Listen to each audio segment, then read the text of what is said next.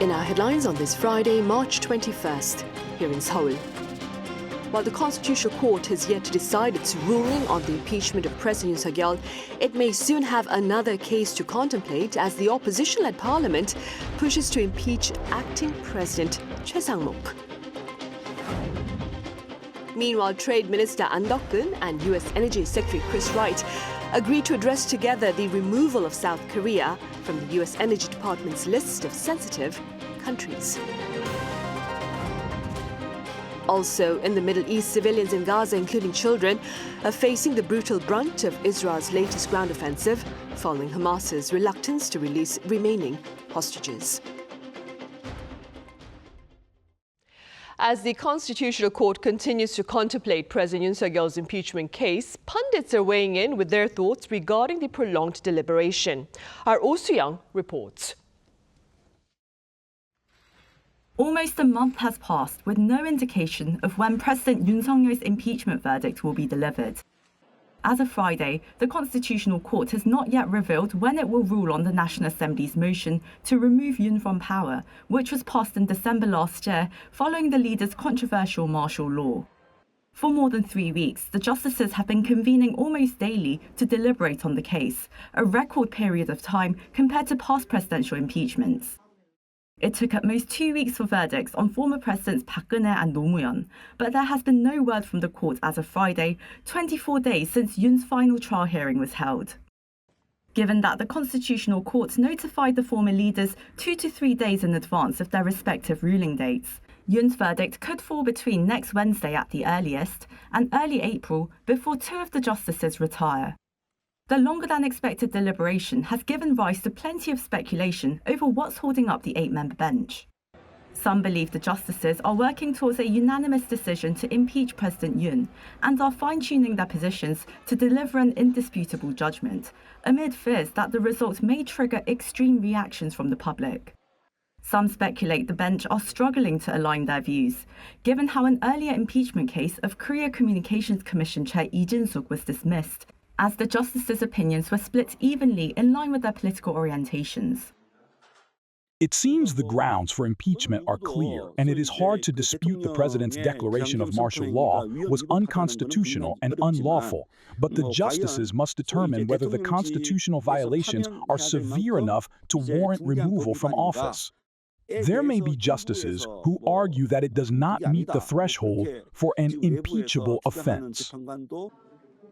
In any case, the justices are facing growing calls to make a swift decision as Yoon's prolonged suspension from office hinders effective governance. This case is neither legally complex nor presents particularly difficult legal issues. We actually thought a conclusion would come by mid-March at the latest. The prolonged ruling has fueled speculation about political influence, but I believe the justices fully understand the gravity and urgency of this case. I don't expect it to be delayed until early April. I believe that by the end of March, the ruling will be delivered one way or another. Still, the context of the decision and its timing is inevitably political. Those supporting Yoon's impeachment wish to quickly trigger a snap presidential election, which polls show would favor opposition Democratic Party leader Lee Jae-myung. Meanwhile, conservatives, including Yoon's supporters, are calling for the case to be dismissed, or for the court to deliver a ruling after Lee Jae-myung's own verdict on Wednesday, March 26th, on one of his 5 criminal cases. With pressure coming from every side, the court faces the challenge of ensuring its constitutional decision doesn't worsen the deep political division across society. If at least 6 justices agree to uphold impeachment, the president will be removed from office immediately, triggering an early presidential election that must be held within 60 days. If 3 or more justices are against impeachment, the president will resume his duties. Oh Soo-young, Arirang News. Meanwhile, in the latest confrontation between rival political parties, opposition lawmakers at the parliament are preparing an impeachment motion against acting President Choi Sang-mok. Our correspondent Kim Do-yeon has more. After months of warnings and build-up, the 5 opposition parties propose an impeachment motion for acting president and deputy prime minister for finance Choi Sang-mok.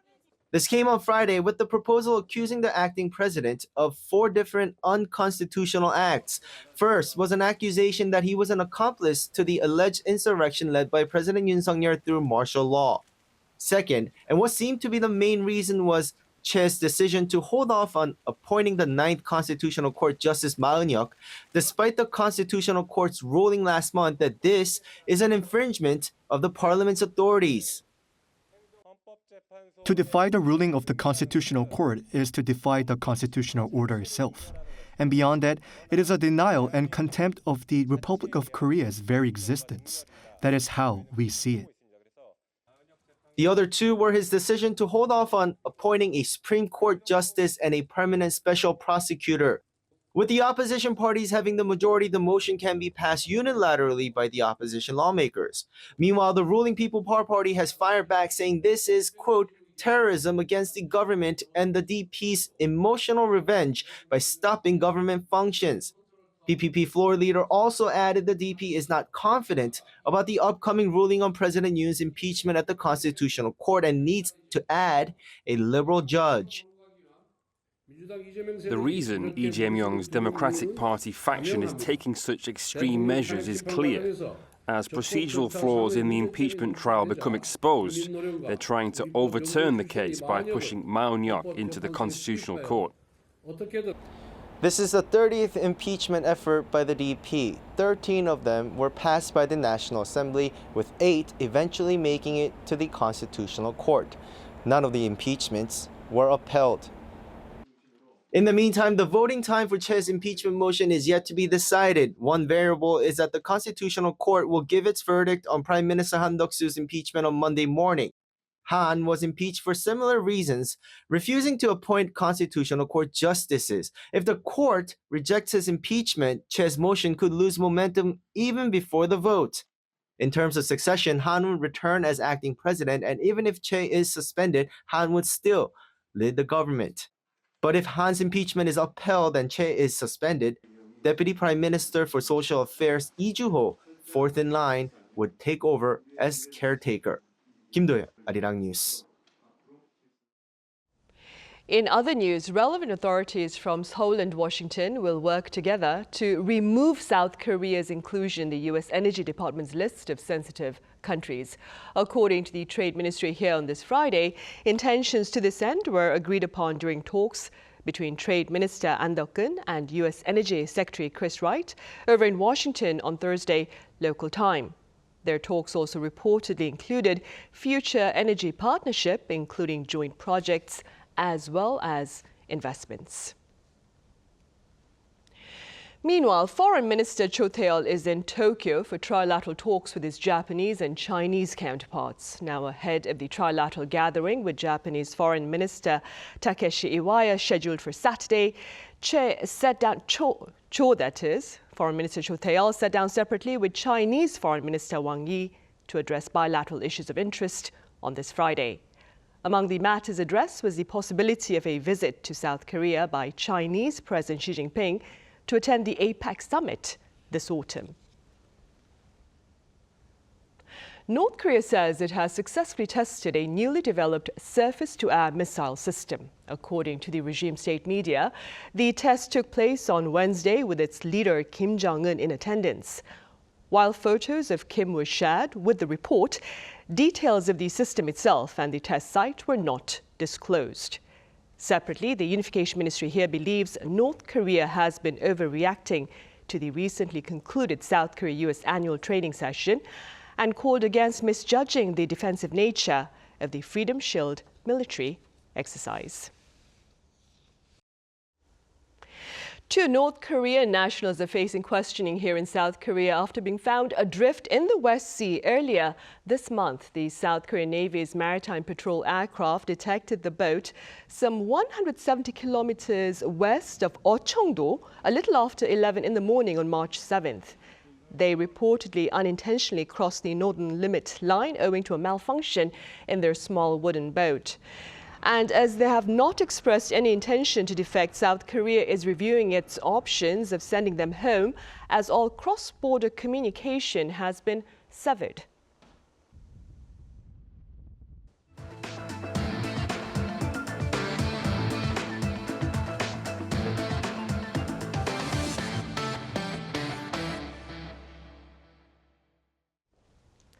In international news, civilians in Gaza, including children, are bearing the brutal brunt of Israel's latest ground offensive, following conflict with Hamas over details of their earlier fragile ceasefire. Our Park Hyo-bin has the latest. After Israel resumed airstrikes on Gaza from early Tuesday, the attacks have led to over 1,400 casualties as of Thursday. Gaza's Ministry of Health reported that approximately 600 people were killed in the first 3 days of the resumed airstrikes. Of the 400 deaths on the first day of the strikes, nearly 300 were women and children. We weren't living in a truce. We expected the war to return at any moment. We never felt stability at all. We would go to sleep without expecting to make it to the next morning. Israel has now deployed ground forces in Rafah, southern Gaza, to dismantle terrorist facilities. In northern Gaza, airstrikes targeted hospitals used by Hamas as command centers. Israel also launched attacks across the city, and the Israeli military confirmed the killing of 2 Hamas security commanders.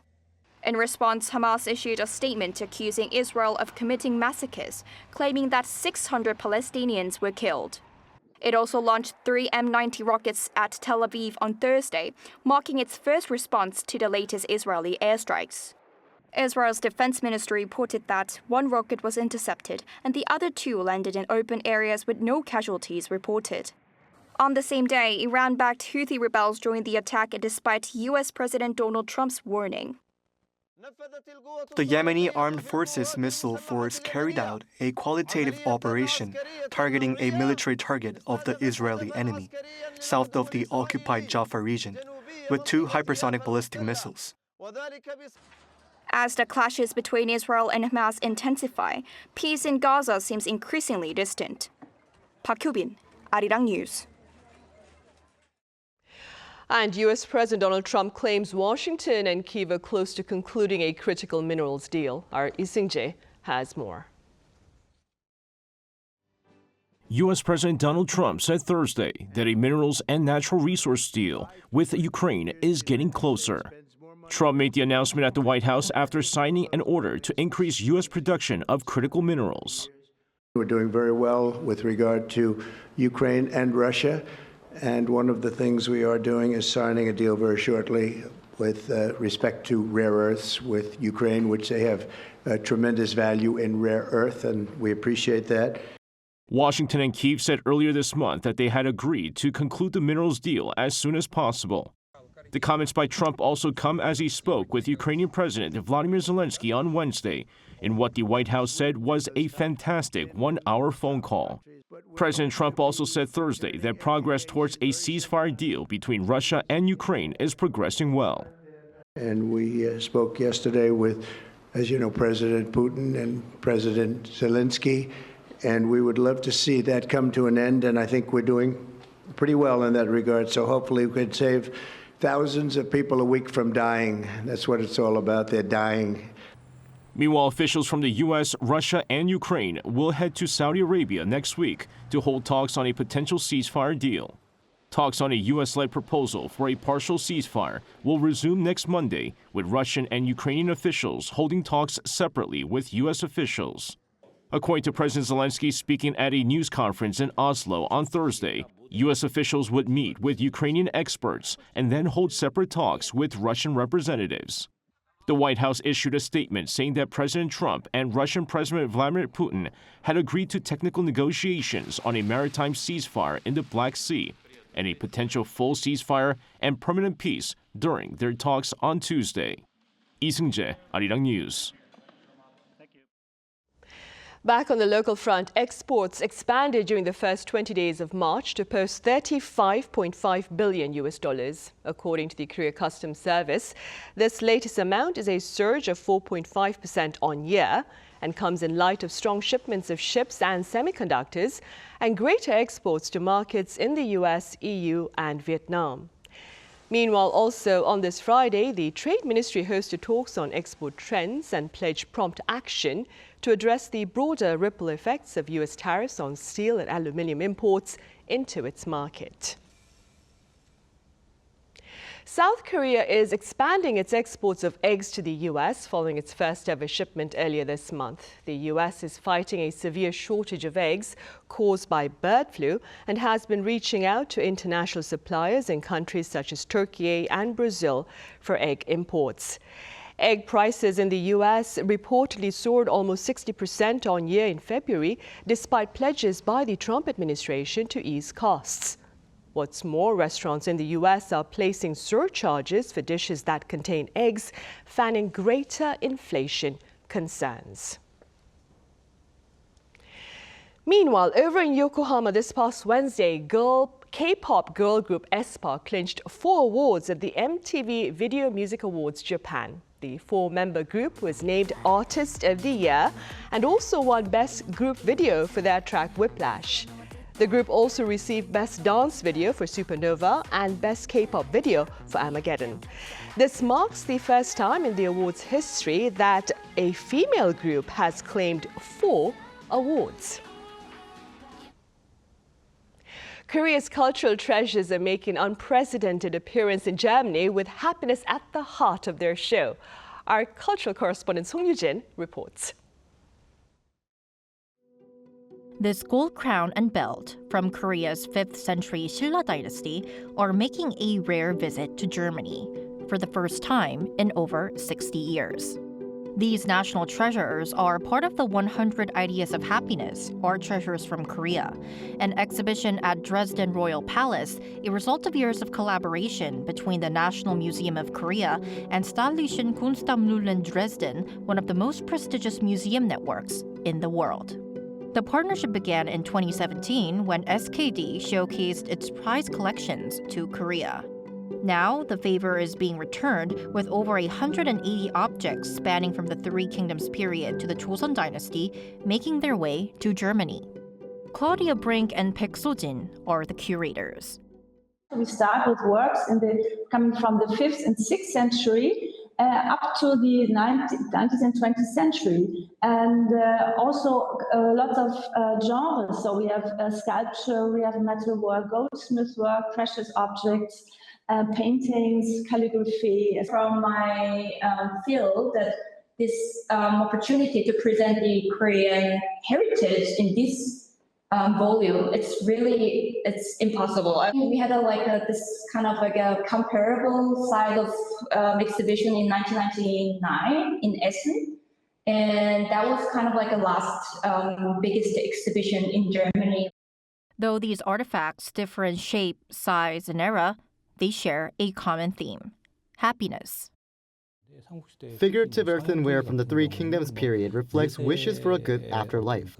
The Korean folding screen from the Grazi Museum of Ethnology in Leipzig, 100 Signs of Happiness in Long Life, captures traditional Korean ideas of joy and fortune. We wanted to introduce Korean cultural heritage and also share a message of hope and resilience. This isn't just East meets West. It's a bridge between cultures told through a story that never gets old. And in times like these, who couldn't use a little extra happiness? 송유진, Arirang News.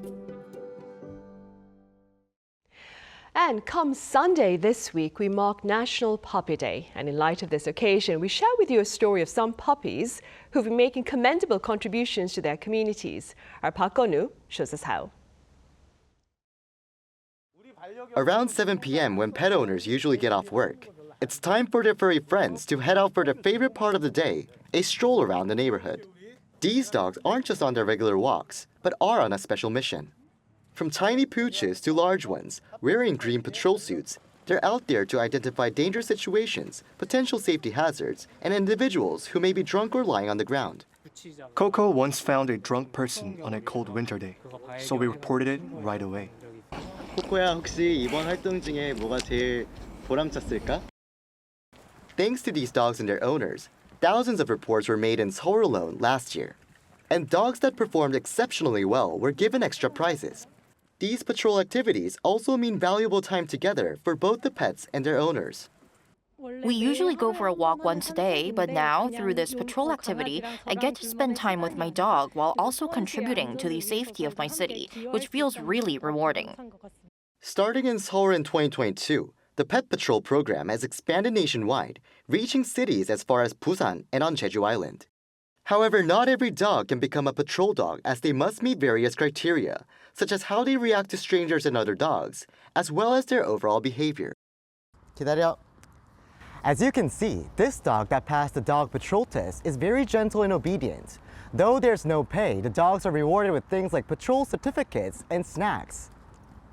Good boy.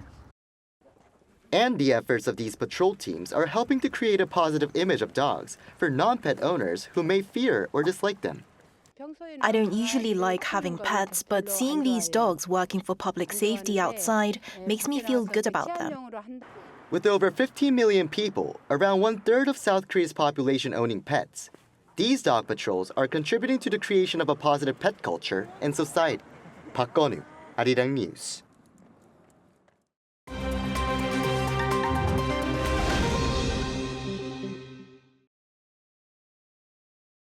This is The World Now, bringing you the latest stories from around the globe.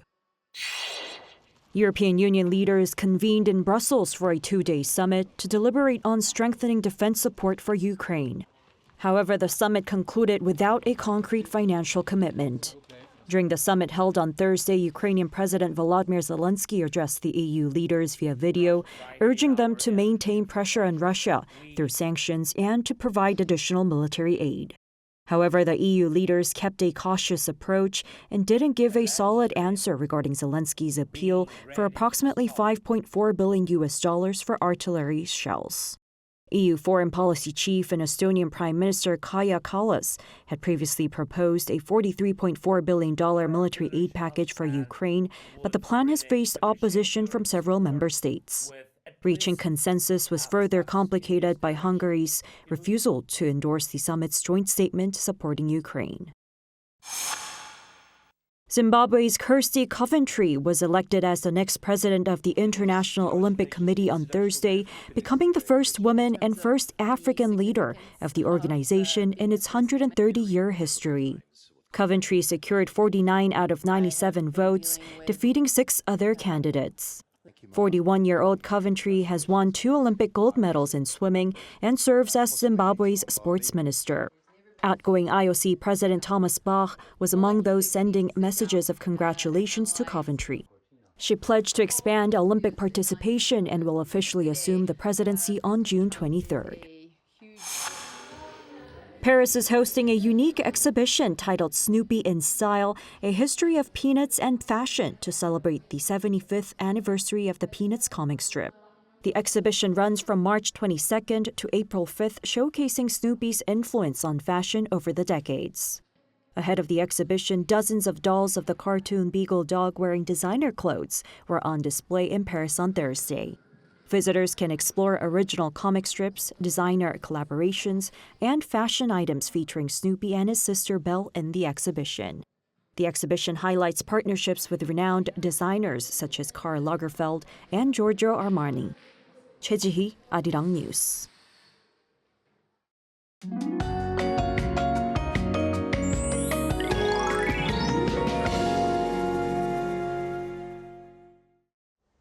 The cold snap has gone away ahead of the weekend. It rose to around 17 degrees Celsius during the day in Seoul today. Temperatures will jump to 19 degrees on Saturday and 22 degrees on Sunday, as warm as late April to early May already. With huge daily temperature gaps, make sure to dress in layers. However, uninvited guests are flowing in with this warm spring weather. Stuffy air will continue tomorrow in the western regions with bad levels of ultrafine dust in the Seoul metropolitan area, Chungcheongnam-do province, the Jeollado provinces, and Jeju Island. It's necessary to wear a protective mask when you're outside. On Saturday morning, Daejeon and Gwangju will start off at 6 degrees, Busan at 9 degrees. Daily highs will move up to 20 degrees in Gwangju, 25 degrees in Daegu and Gyeongju. Temperatures are expected to stay at around 20 degrees for the time being. That's all for Korea. Here are the weather conditions around the world.